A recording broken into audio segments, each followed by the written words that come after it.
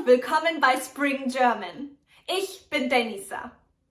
In this video, I will guide you through 6 phrases that you will see in a German textbook but aren't necessarily something German natives would say. At the end, I will give you a funny example too. Los geht's!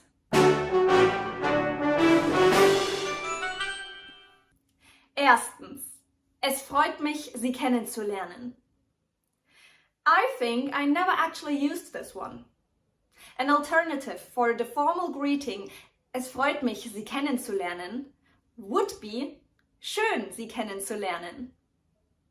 Also, German native speakers often use simpler greetings like Hallo or Guten Tag if they meet someone for the first time.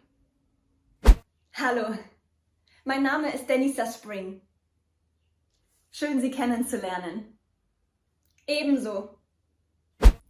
Other alternatives for the informal schön dich kennenzulernen are freut mich, dich kennenzulernen. Nett, dich kennenzulernen. Eine Freude, dich kennenzulernen. Zweitens, ich würde gerne zahlen. Of course, the sentence ich würde gerne zahlen is correct, but it isn't used as often as this alternative chunk. Wie kann ich Ihnen behilflich sein? Die Rechnung bitte. Selbstverständlich.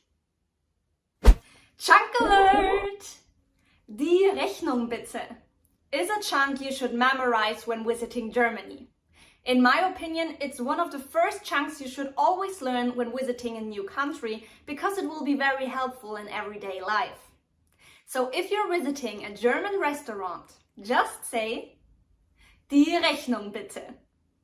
Chunks are word combinations that native speakers use all the time and that you can learn by heart as a whole. Check our free Essential German Chunking Kit for the most helpful chunks in German. The link is in the description. Drittens. Entschuldigen Sie, dass ich zu spät bin.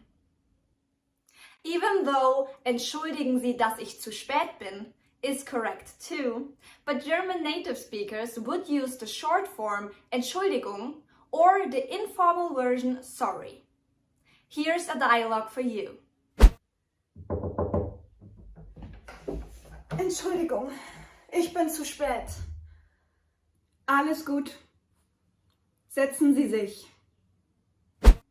Versus Sorry, ich komme 10 Minuten zu spät. Kein Problem. Other alternatives for Entschuldigen Sie are Tut mir leid.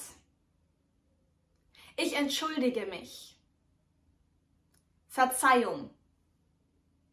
Or the one we stole from the French, pardon.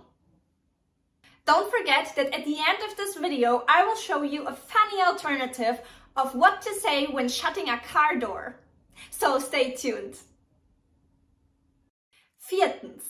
Ich habe Hunger auf. Ich habe Hunger. Worauf hast du Bock? Ich hab Bock auf Pizza. Und du? Hast du Hunger? Ja, total. Ich bin dabei. Ich habe Hunger auf Pizza is a complete correct sentence. With that being said, most native speakers, mostly young people, tend to use the alternative Ich habe Bock, which means I fancy, I would like, or I'm in the mood for something. A synonym would be Ich habe Lust. Some examples.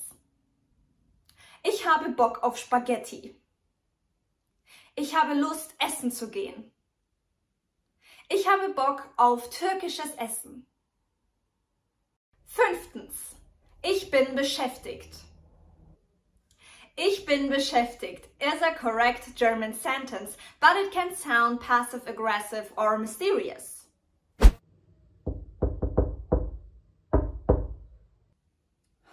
Ich bin beschäftigt. Versus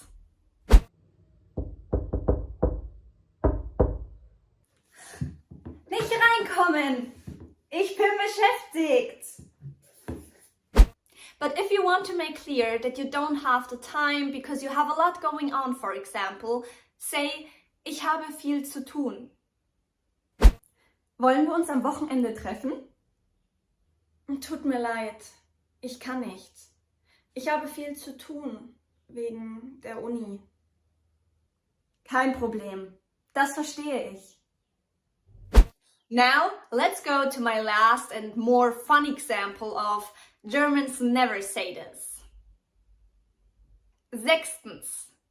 Kannst du die Tür bitte vorsichtiger zumachen?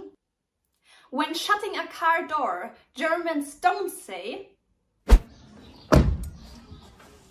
Kannst du die Tür bitte vorsichtiger zumachen? They say, Mein Auto ist kein Panzer. There are more of these funny examples. Let me know in the comments below if you know some others. Curious to learn more about German slang like this one? Let me show you some that will impress the native speakers. Find out more German slangs right here.